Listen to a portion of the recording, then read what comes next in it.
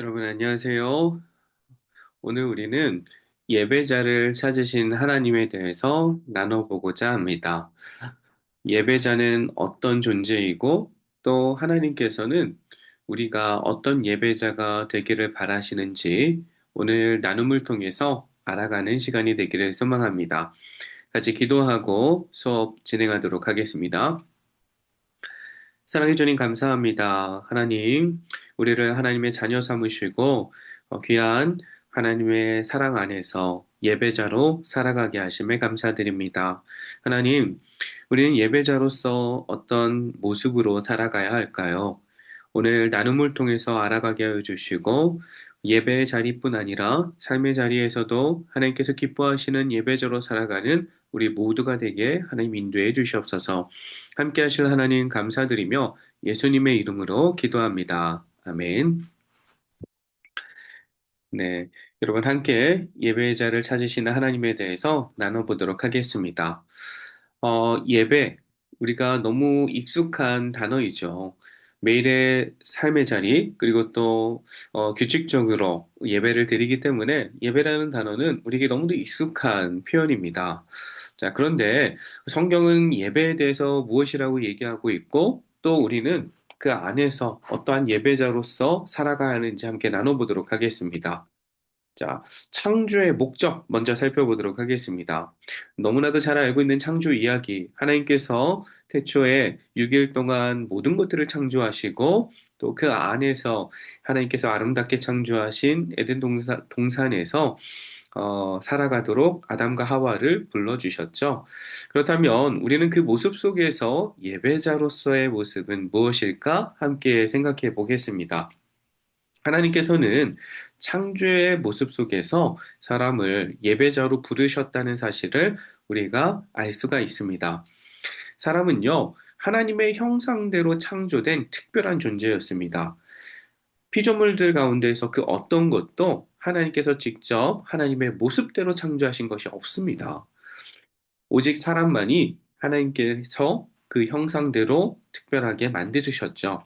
그렇다면 하나님께서는 그 사람을 무엇을 위해서 그렇게 만드셨을까요? 말씀들을 읽다 보면요. 아담에게 세상을 다스리고 또 관리할 권리와 그러한 사명을 주셨다는 것을 우리가 볼 수가 있습니다. 이러한 사명은요, 하나님의 선하신 통치가 나타나고 드러나는 것에 목적을 두고 있습니다. 하나님의 뜻대로 아름답게 창조된 그 피조물이 그 말씀 안에서 통치되어지는 모든 시간들을 통해서 행복하게 살아가고 그 행복하게 살아가는 모습들이 하나님을 영화롭게 하는 것이죠.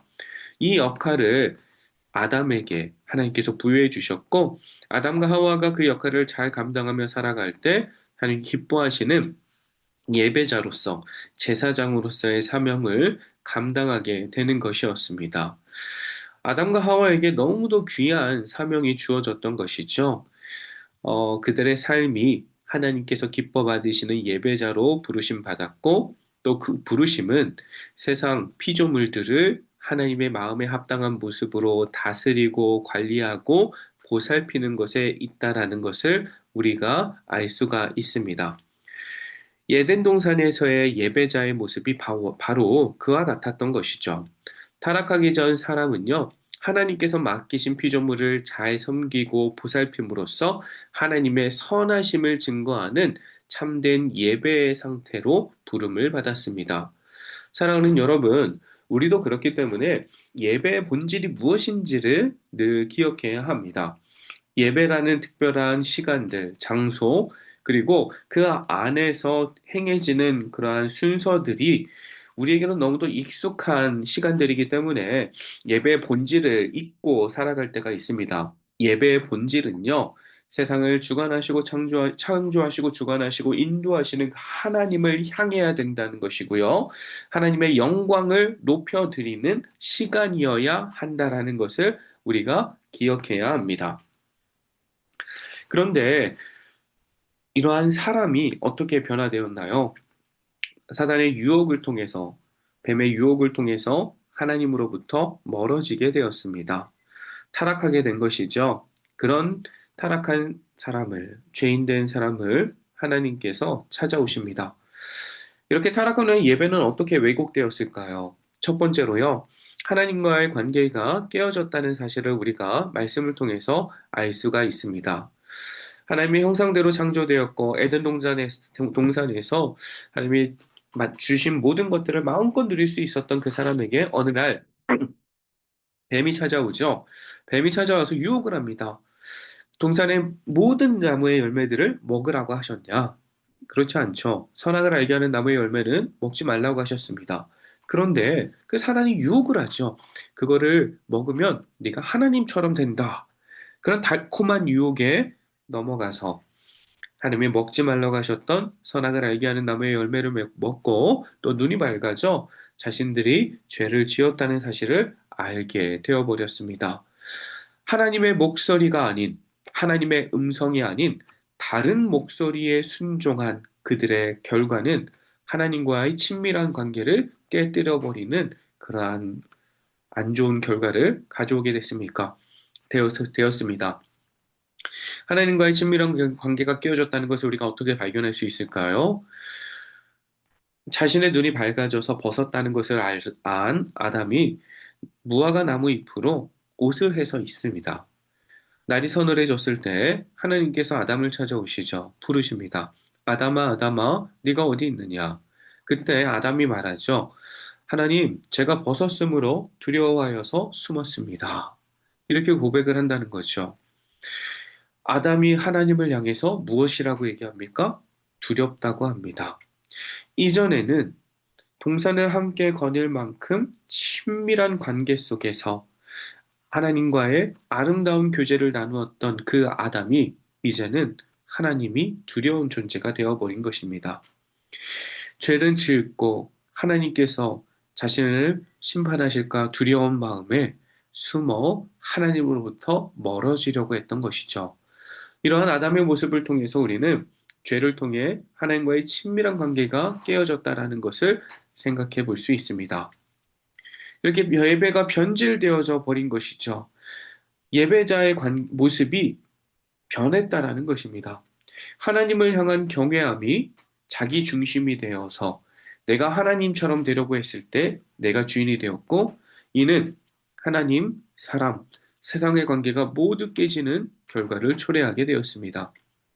이렇게 타락 이후에 예배자의 모습이 변하게 되었고 하나님과의 관계도 깨어지게 되었다는 사실을 우리가 알 수가 있습니다. 이러한 모습은요, 가인과 아벨의 예배를 통해서도 우리가 살펴볼 수가 있겠습니다. 가인과 아벨의 예배를 통해서 우리는 예배자의 마음과 태도를 보시는 하나님에 대해서 알 수가 있습니다. 가인은 형이었고요, 아벨은 동생이었습니다. 둘 다 하나님 앞에 제사를 드리게 되었어요. 그런데요, 하나님께서는 가인의 제사는 받지 않으시고 아벨의 제사, 동생인 아벨의 제사만 받으십니다. 왜 하나님께서는 가인의 제사는 받지 않으셨을까요? 가인이 드린 제사의 제물이 곡물이었기 때문에, 곡식이었기 때문에 하나님께서 받지 않으셨을까요? 반면에 아벨의 제사는 양의 첫 새끼, 그 첫 새끼의 귀한 기름과 고기를 드렸기 때문에 하나님께서 받으셨던 것일까요? 말씀을 찬찬히 고민하며 읽어보면요. 그 재물 때문에 하나님께서 가인의 제사는 받지 않으시고 아벨의 제사만 받았다라고 생각해 볼 수는 없습니다. 하나님께서는요, 재물 그 자체보다 예배자의 마음과 태도를 먼저 보십니다. 가인의 제사를 받지 않으신 이유는 피해 제사가 아니어서가 아니라 하나님을 향한 진실한 마음이나 정성이 부족했기 때문이라는 것을 우리가 말씀을 통해서 알 수 있습니다. 이러한 가인의 태도는요, 나중에 아벨을 죽이고 하나님 앞에 선 그 모습을 통해서도 드러납니다. 아벨을 죽이죠. 너무나도 안타깝고 슬픈 사건입니다. 그때 하나님께서 가인을 찾아오셔서 물으시죠. 가인아, 네 동생 아벨이 어디 있니? 그럴 때 가인이 하나님 앞에 뭐라고 이야기합니까? 하나님, 제가 실수로, 제가 너무 마음이 상해서 아벨을 실수로 그렇게 죽이게 됐습니다. 용서해 주세요. 그러나요? 아니죠. 아벨은 하나님 앞에 서서 제가 아벨을, 제 동생을 지키는 자입니까? 이렇게 이야기하고 있는 것입니다. 이러한 가인의 말을 통해서 가인의 마음의 태도가 어떠한지를 우리가 발견할 수가 있습니다. 하나님께서 가인의 제사를 받지 않으신 이유는 하나님을 향한 진실한 마음, 사랑이 부족했기 때문이라는 사실을 그의 말을 통해서도 발견할 수 있습니다. 하나님께서는 진실한 마음을 기뻐하시죠. 아벨이 하나님 앞에 드렸던 그 제물의 가치가 중요한 것이 아니라 진실하고 의로운 마음으로 하나님 앞에 나아가서 자신의 가장 귀한 것을 하나님 앞에 드렸을 때 하나님께서 기쁘게 받으셨다는 사실을 우리가 말씀을 통해서 알 수가 있습니다. 사랑하는 여러분, 우리는 어떤 자세와 태도로 하나님 앞에 나아가야 할까요? 예배 자리에 서게 된 우리의 모습은 무엇이어야 할까요? 우리의 겉으로 드러나는 모습보다 하나님을 향한 진실한 마음이 준비되는 예배자로 서기를 소망합니다. 하나님을 향한 경외의 마음, 하나님을 향한 사랑의 마음, 존경의 마음이 예배 자리에 선 우리에게 남겨져야 한다는 사실을 기억하고 그러한 예배자로 서기를 바랍니다.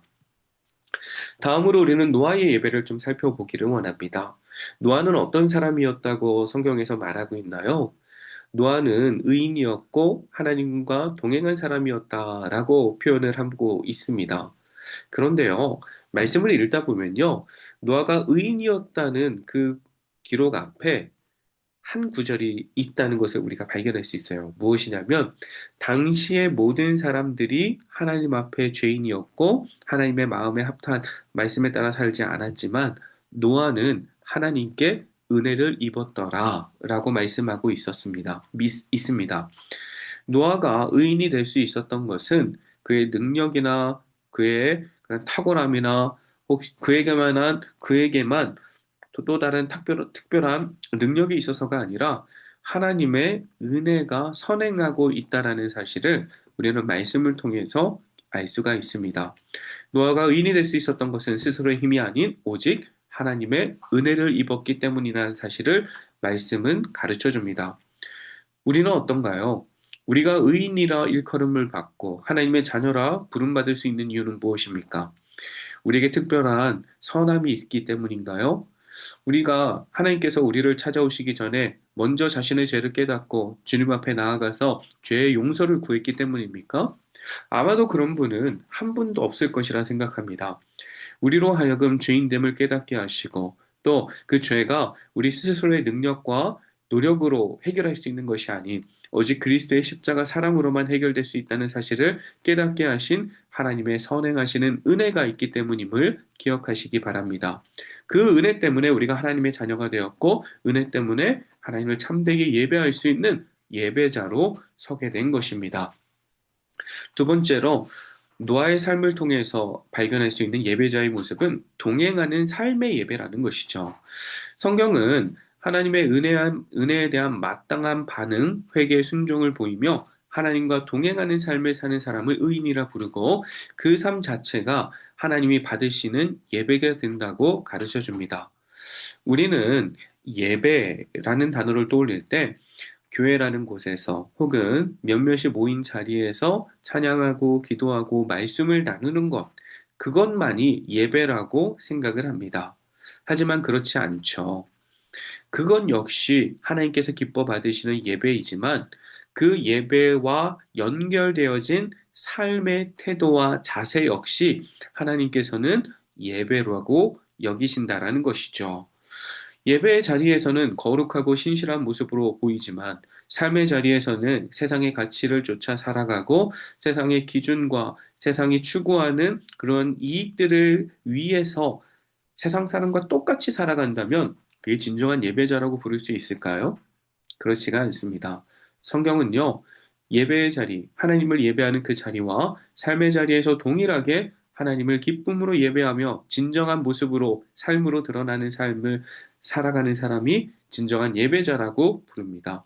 삶의 자리에서 말씀에 순종하고 또 그 말씀의 은혜를 기억하며 세상의 자리에서 여전히 그리스도를 모른 채 어둠 가운데 고통으로 신음하는 잃어버린 영혼들에게 그리스도의 귀한 사랑을 전하는 삶으로 그것을 증거하는 예배자가 되기를 간절히 소망합니다. 다음으로 우리는 이스라엘의 예배를 살펴보기를 원합니다.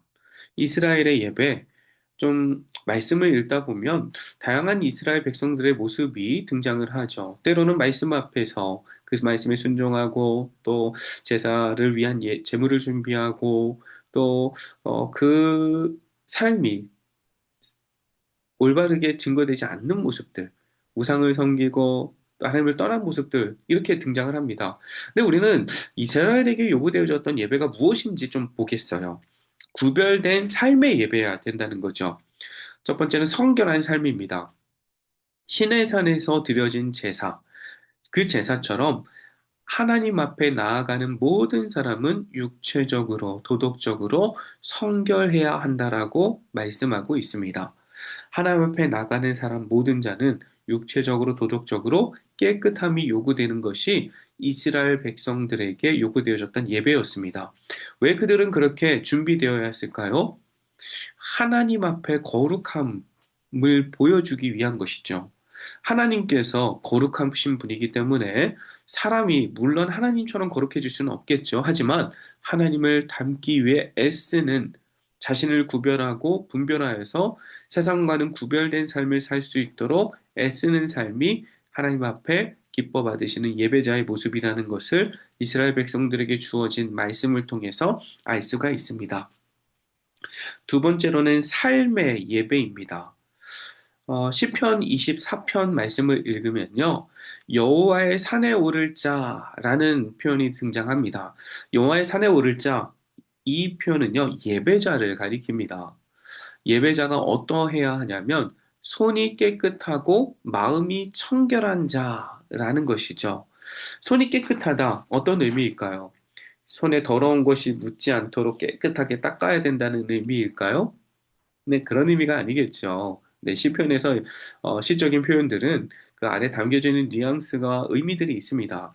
자, 손이 깨끗하다라는 것은 행실이 하나님 앞에 정직한 사람을 의미합니다. 행실이 하나님 앞에 정직한 사람이라는 거죠. 사람들을 대할 때 거짓으로 대하지 않고 연약하고 그리고 부족한 사람들을 속이고 착취하는 것이 아니라 그들을 보호하고 돕는 선을 행하는 이러한 모습으로 예배자가 살아야 된다라는 것이죠. 또 마음이 청결한 자라는 어떤 의미일까요? 마음이 순수해야 된다라는 의미일까요? 어린아이 같이 순수한 거? 어, 그런 의미가 아니죠. 마음이 청결한다는 것은 다른 사람을 향해서 두 마음을 품지 않고 속이지 않고 또 미워하지 않고 거짓으로 행하지 않는 그러한 자세를 의미를 합니다. 이러한 예배자의 모습은 내면의 의로움과 외적인 행동이 일치해야 된다는 사실을 가르쳐 주죠. 사랑하는 여러분, 시편 24편에 등장하는 여호와의 산에 오를 자, 예배자에게 사용되어지는 손이 깨끗하며 마음이 청결한 자에 대한 말씀은요, 오늘날 예배 자리에서는 우리에게도 동일하게 향합니다. 우리는 예배 자리에서요, 우리의 삶을 돌아봐야 합니다. 삶의 자리에서 일주일 동안 살아갔던 우리의 삶의 모습이 어떤지를 돌아봐야 돼요. 만일 그런 우리의 모습 속에 하나님 앞에 떳떳하지 못하고 죄악된 모습들이 있다. 주님 앞에 회개하는 자세로 나아가야 합니다. 회개하고 또 그 죄를 용서해 주시는 하나님의 은혜를 의지하며 다시 한번 말씀으로 살기 위해서 다짐하고 애쓰고 노력하는 예배자가 되기를 간절히 소망합니다. 자, 다음으로 예수님의 가르침과 초대교회의 예배를 나눠보도록 하겠습니다. 예수님께서는 어떻게 하나님의 백성들이 살아가야 하는지를 많이 말씀해 주셨어요. 그 예배자의 모습은 무엇일까요? 형식이 아닌 마음의 예배라는 거죠. 형식적인 경건과 조항에만 집착하는 바리새인들의 예배를 예수님께서는 비판하시면서 자신을 낮추고 하나님의 뜻대로 행하는 자가 참된 예배자라고 가르쳐 주셨습니다. 바리새인들을 향한 예수님의 이러한 책망은 오늘날 삶의 자리에 선, 그리고 예배 자리에 선 우리를 돌아보게 합니다. 우리는 예배 자리에서 나 자신을 드러내기 위해서 그 자리에 앉아서는 안 됩니다. 예배는 철저히 누구를 향해야 합니까? 하나님을 향하는 것입니다. 예배자는 하나님을 찬양하고 높이는 사람들인 거죠. 그렇기 때문에 자신을 낮추고 하나님을 사랑하고 경외하며 또 그 예배의 자리를 떠나 이제 삶의 영역에서 있는 우리는 하나님의 뜻대로 행해야 된다는 것이죠. 우리를 향한 하나님의 뜻은 무엇입니까? 말씀에 순종하는 것이죠. 말씀에 순종해서 거짓을 행하지 않고 선을 행하고 또 우리와 함께 생활하고 호흡하는 우리 지체들, 형제 자매들의 삶을 돌아보며 그들의 어려움을 돌보고 그들을 위해 기도하고 도움을 줄 수 있는 그러한 선을 행하는 자로 서야 됩니다. 하나님께서 기뻐하시는 예수님께서 말씀하시는 참된 예배자가 바로 그런 모습인 거죠. 그런 예배자로서는 저와 여러분이 되기를 소망합니다. 두 번째는요, 믿음과 삶이 일치하는 예배입니다.